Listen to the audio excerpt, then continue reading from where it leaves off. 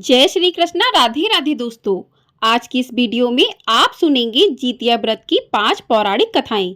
आपको ये वीडियो पसंद आए तो वीडियो को लाइक अवश्य कर दीजिएगा। पहली कथा चील और सियारों की कथा। पौराणिक कथा के अनुसार एक वन में सेमर के पेड़ पर एक चील रहती थी। पास की झाड़ी में एक सियारन भी रहती थी। दोनों में खूब पटती थी। चील्हो जो कुछ भी खाने को लेकर आती उसमें से सियारिन के लिए जरूर हिस्सा रखती। सियारन भी चीलों का ऐसा ही ध्यान रखती। इस तरह दोनों के जीवन आनंद से कट रहे थे। एक बार वन के पास गांव में औरतें ज्योतिया के पूजा की तैयारी कर रही थीं। चीलों ने उसे बड़े ध्यान से देखा और अपनी सखी सियारों को भी बताया। फिर चीलों सियारों ने तय किया कि वे भी यह व्रत करेंगी। सियारों और चीलों ने ज्योतिया का व्रत रखा।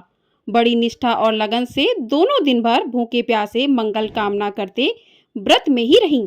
मगर रात होते ही सियारिन को भूख प्यास सताने लगी। जब बर्दाश्त ना हुआ तो जंगल में जाके उसने मांस और हड्डी पेट भर कर खाया। चीलों ने हड्डी चबाने के कड़कड़ की आवाज सुनी तो पूछा कि यह कैसी आवाज है। सियारिन ने कह दिया, बहन भूख के मारे पेट गुड़गुड़ा रहा है, यह उसी की आवाज है। मगर चीलों को पता चल गया। उसने सियारिन को खूब लताड़ा कि जब व्रत नहीं हो सकता तो संकल्प क्यों लिया था। सियारिन लजा गई, पर व्रत भंग हो चुका था। चील्हो रात भर भूखे प्यासे रहकर व्रत पूरा किया। अगले जन्म में दोनों मनुष्य रूप में राजकुमारी बनकर सगी बहनें हुईं। सियारिन बड़ी बहन हुई और उसकी शादी एक राजकुमार से हुई। चील्हो छोटी बहन हुई, उसकी शादी उसी राज्य के मंत्री पुत्र से हुई। बाद में दोनों राजा और मंत्री बने। सियारिन रानी के जो भी बच्चे होते वे मर जाते थे, जबकि चीलों के बच्चे स्वस्थ और हट्टे कट्टे रहते। इससे उसे जलन होती। उसने कभी उनका सर कटवाकर डब्बे में बंद करा दिया, पर वह शीश मिठाई बन जाती और बच्चों का बाल तक बांका ना होता। बार बार उसने अपनी बहन के बच्चों और उसके पति को मारने का प्रयास भी किया, पर वह सफल ना हुई। आखिरकार देवयोग से उसे भूल का आभास हुआ। उसने क्षमा मांगी और बहन के बताने पर जीवित पुत्री का व्रत विधि विधान से किया, तो उसके पुत्र भी जीवित रहे। बोलिए जितिया माता की जय। आइए अब सुनते हैं दूसरी पौराणिक कथा, जीमूतवाहन की कथा। गंधर्वों के राजकुमार का नाम जीमूतवाहन था। वे बड़े उदार और परोपकारी थे। जीमूतवाहन के पिता ने वृद्धावस्था में वानप्रस्थ आश्रम में जाते समय इनको राज सिंहासन पर बैठाया, किंतु इनका मन राजपाट में नहीं लगता था। वह राज्य का भार अपने भाइयों पर छोड़कर स्वयं वन में पिता की सेवा करने चले गए। वन में ही जीमूतवाहन को मलयवती नामक राजकन्या से भेंट हुई। दोनों में प्रेम हो गया। एक दिन जब वन में भ्रमण करते हुए जीमूतवाहन काफी आगे चले गए, तब उन्हें एक वृद्धा विलाप करते हुए दिखी। पूछने पर वृद्धा ने रोते हुए बताया, मैं नागवंश की स्त्री हूँ, मुझे एक ही पुत्र है। पक्षीराज गरुड़ के कोप से मुक्ति दिलाने के लिए नागों ने यह व्यवस्था की है। वे गरुड़ को प्रतिदिन भक्षण हेतु एक युवा नाग सौंपते हैं। आज मेरे पुत्र शंखचूड़ की बलि का दिन है। आज मेरे पुत्र के जीवन पर संकट है और थोड़ी देर बाद ही मैं पुत्र विहीन हो जाऊंगी। एक स्त्री के लिए इससे बड़ा दुख क्या होगा कि उसके जीते जी उसके पुत्र ना रहें। जीमूतवाहन को यह सुनकर बड़ा दुख हुआ। उन्होंने उस वृद्धा को आश्वस्त करते हुए कहा कि डरो मत, मैं तुम्हारे पुत्र के प्राणों की रक्षा करूंगा। आज उसके स्थान पर मैं अपने आप को उसके लाल कपड़े में ढककर बंदशिला पर लेटूंगा, ताकि गरुड़ मुझे खा जाए पर तुम्हारा पुत्र बच जाए। इतना कहकर जीमूतवाहन ने शंखचूड़ के हाथ से लाल कपड़ा ले लिया और वे उसे लपेटकर गरुड़ को बलि देने के लिए चुनी गई बंदशिला पर लेट गए। नियत समय पर गरुड़ बड़े बेग से आए और वे लाल कपड़े में ढके जीमूतवाहन को पंजे में दबोचकर पहाड़ के शिखर पर जाकर बैठ गए। गरुड़ ने अपनी कठोर चोंच का प्रहार किया और जीमूतवाहन के शरीर से मांस का बड़ा हिस्सा नोच लिया। इसकी पीड़ा से जीमूतवाहन की आंखों से आंसू बह निकले और वह दर्द से कराहने लगे। अपने पंजे में जकड़े प्राणी की आंखों में से आंसू और मुंह से करहा सुनकर गरुड़ बड़े आश्चर्य में पड़ गए, क्योंकि ऐसा पहले कभी ना हुआ था। उन्होंने जीमूतवाहन से उनका परिचय पूछा तो जीमूतवाहन ने सारा किस्सा कह सुनाया कि कैसे एक स्त्री के पुत्र की रक्षा के लिए वह अपने प्राण देने आए हैं। आप मुझे खाकर अपनी भूख शांत करें। गरुड़ उनकी बहादुरी और दूसरे की प्राण रक्षा के लिए स्वयं का बलिदान देने की हिम्मत से बहुत प्रभावित हुए। उन्हें स्वयं पर पछतावा होने लगा। वह सोचने लगे कि एक यह मनुष्य है जो दूसरों के पुत्र की रक्षा के लिए स्वयं की बलि देने जा रहा है, और एक मैं हूँ जो देवों के संरक्षण में हूँ, किंतु दूसरों की संतान की बलि ले रहा हूँ। उन्होंने जीमूतवाहन को मुक्त कर दिया। गरुड़ ने कहा, हे उत्तम मनुष्य, मैं तुम्हारी भावना और त्याग से बहुत प्रसन्न हूँ। मैंने तुम्हारे शरीर पर जो घाव किए हैं उसे ठीक कर देता हूँ। तुम अपनी प्रसन्नता के लिए मुझसे कोई वरदान मांग लो। राजा जीमूतवाहन ने कहा कि हे पक्षीराज, आप तो सर्वसमर्थ हैं। यदि आप प्रसन्न हैं तो वरदान देना चाहते हैं तो आप सर्पों को अपना आहार बनाना छोड़ दें। आपने अब तक जितने भी प्राण लिए हैं उन्हें जीवन प्रदान करें। गरुड़ ने सबको जीवन दान दे दिया और नागों की बलि ना लेने का वरदान भी दिया। इस प्रकार जीमूतवाहन के साहस से नाग जाति की रक्षा हुई। गरुड़ ने कहा, तुम्हारी जैसी इच्छा वैसा ही होगा। हे राजा, जो स्त्री तुम्हारे इस बलिदान की कथा सुनेगी और विधि पूर्वक व्रत का पालन करेगी, उसकी संतान मृत्यु के मुख से भी निकल जाएगी। तब से ही पुत्र की रक्षा हेतु जीमूतवाहन की पूजा की प्रथा शुरू हो गई। यह कथा कैलाश पर्वत पर भगवान शंकर ने माता पार्वती को भी सुनाई थी। बोलिए जीमूतवाहन की जय। आइए अब सुनते हैं तीसरी पौराणिक कथा। यह कथा महाभारत काल से जुड़ी हुई है। महाभारत युद्ध के बाद अपने पिता की मृत्यु के बाद अश्वत्थामा बहुत ही नाराज था और उसके अंदर बदले की आग तीव्र थी, जिस कारण उसने पांडवों के शिविर में घुसकर सोते हुए 5 लोगों को पांडव समझकर मार डाला था। लेकिन वे सभी द्रौपदी की 5 संतानें धिये। उसके इस अपराध के कारण उसे अर्जुन ने बंदी बना लिया और उसकी दिव्य मणि छीन ली, जिसके फलस्वरूप अश्वत्थामा ने उत्तरा की आजन्मी संतान को गर्भ में मारने के लिए ब्रह्मास्त्र का प्रयोग किया, जिसे निष्फल करना नामुमकिन था। उत्तरा की संतान का जन्म लेना आवश्यक थी, जिस कारण भगवान श्री कृष्ण ने अपने सभी पुण्यों का फल उत्तरा की आजन्मी संतान को देकर उसको गर्भ में ही पुनः जीवित किया। गर्भ में मरकर जीवित होने के कारण उसका नाम जीवित पुत्रिका पड़ा और आगे जाकर यही राजा परीक्षित बना। तभी से इस व्रत को किया जाता है। बोलिए भगवान कृष्ण कन्हैया लाल की जय। आइए अब सुनते हैं चौथी पौराणिक कथा, सुखिया और दुखिया की। 2 बहनें थीं, एक का नाम सुखिया और दूसरी का नाम दुखिया था। दोनों का भाग्य उनके नाम के जैसा ही था। दुखिया गरीब थी और वह बहुत दुखी रहती थी। सुखिया अमीर थी और हमेशा सुखी रहती थी। दोनों एक ही गांव में रहती थी। दुखिया सुखिया के घर में काम करती थी, साफ सफाई करती थी, खाना बनाती थी और जो खाना बच जाता था वह खाना सुखिया दुखिया को दे देती थी। इसी तरह दुखिया का घर चलता था। समय बीतता गया, दोनों के बच्चे भी थे। सुखिया को 2 पुत्र थे और दुखिया को भी 2 पुत्र थे। जब जितिया का व्रत आया तो दोनों बहनों ने जितिया का व्रत रखा था। दुखिया सुखिया के घर में काम करती थी। व्रत के दिन दुखिया ने सुखिया के घर जो चावल फटका, उससे जो खुर्दी निकला वह अपने लिए रख ली और साफ चावल सुखिया को दे दी। फिर साग को चुनी, बढ़िया वाला साग सुखिया के लिए रख दी और जो डंठल था वह अपने लिए रखी। अब दुखिया ने सुखिया के घर सारा खाना बना दिया और अपने घर चावल की खुर्दी और साग की डंठल लेकर गई बनाने के लिए। खुर्दी का चावल और साग की डंठल बनाकर वह खाना अपने बच्चों को खिलाई और खुद भी खाई। उसके बाद दुखिया सोने चली गई। आधी रात में एक बूढ़ी औरत उसके घर पर आकर दरवाजा खटखटाती है तो दुखिया पूछती है, कौन है?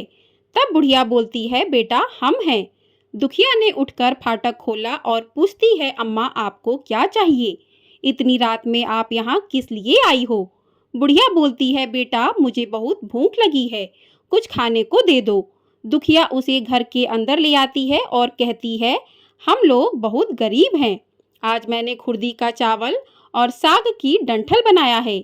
आप क्या खाएंगी? तो बुढ़िया कहती है, हाँ क्यों नहीं खाएंगे, हमें बहुत भूख लगी है, हम वही खाएंगे। दुखिया अंदर जाकर खुर्दी का चावल और साग की डंठल लाती है और बुढ़िया को देती है खाने के लिए।